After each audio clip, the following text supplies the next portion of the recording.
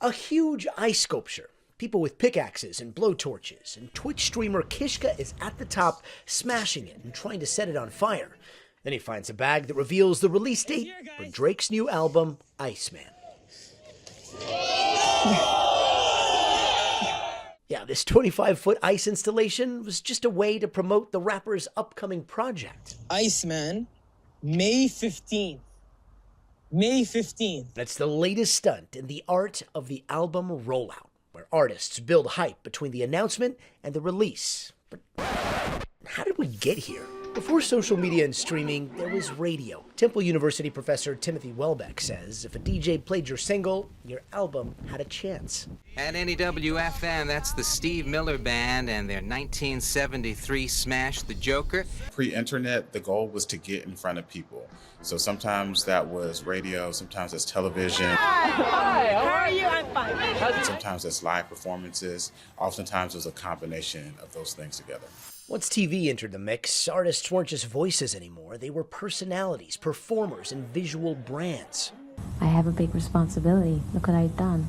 Stars like Michael Jackson and Madonna helped turn visuals into marketing gold. Music videos, interviews, and award show moments became just as important as the songs themselves. And then the internet changed the rules again. People began to get access to music online via file sharing sites like Napster, which then created iTunes because people wanted a legitimate means to access file sharing. Over time, this gave rise to independent artists having a greater opportunity to reach their fan bases because they could cut out the middleman.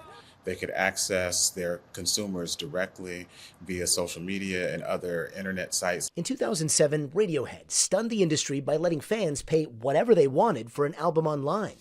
And once social media came online, I think Beyonce just released an album on iTunes. What? Oh my God.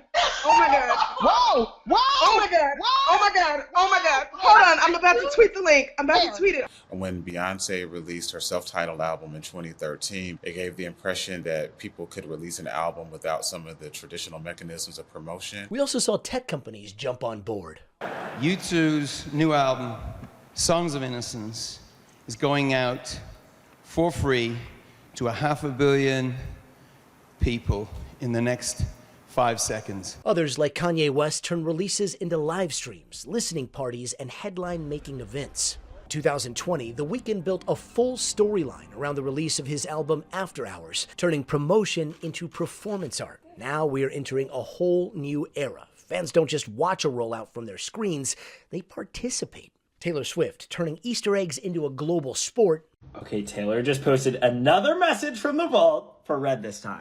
Now, the first thing we notice is there's autumn leaves falling. While other artists take their promotion into their own hands, literally. Good evening, everybody.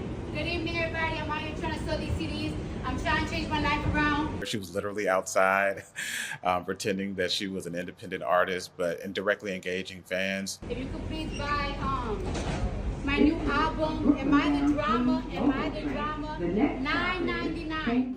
I think that's so important, especially now when people have so many options that you want to make a genuine connection to the people who want to support you. And as the music industry evolves, so will the rollouts. So where do things go from here? The artists who will stay the long haul will be the artists who connect to their fans authentically and leverage the changing ecosystem of content. And attention is currency, and so you have to find ways to get people to pay attention to you. We thank you for watching, and remember, stay updated on breaking news and top stories on the NBC News app or watch live on our YouTube channel.